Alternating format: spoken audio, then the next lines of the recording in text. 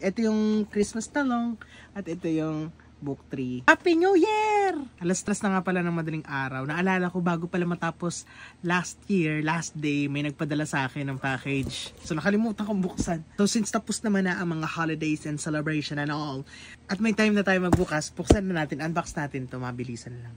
Anyway, galing nga pala to kay Skate, kay AJ. Thank you so much. Parang around December 28, nag-message sa akin si AJ. Sabi niya may papadala daw siya sa akin. Kaya tinatanong niya yung address ko. Sa mga hindi nakakaalam, AJ is one of my friends.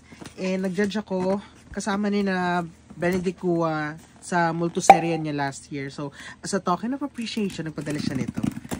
Naku, parang alam ko na to ah. Parang alam ko na nga to. Ay, oh, yung cute nito. Ala, meron pa. Dude! Ito ay isa sa kanilang limited edition na talong. Ang Christmas talong ni Skate. Uy, cute! Wait lang, kunin ko yung mga talong ko. Dami ko ng talong.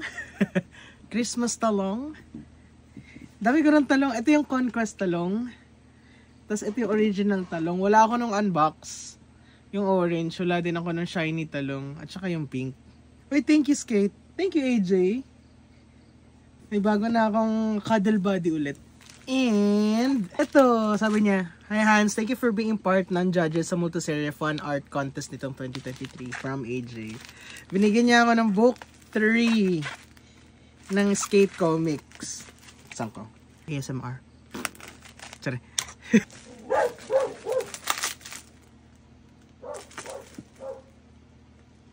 Thank you so much!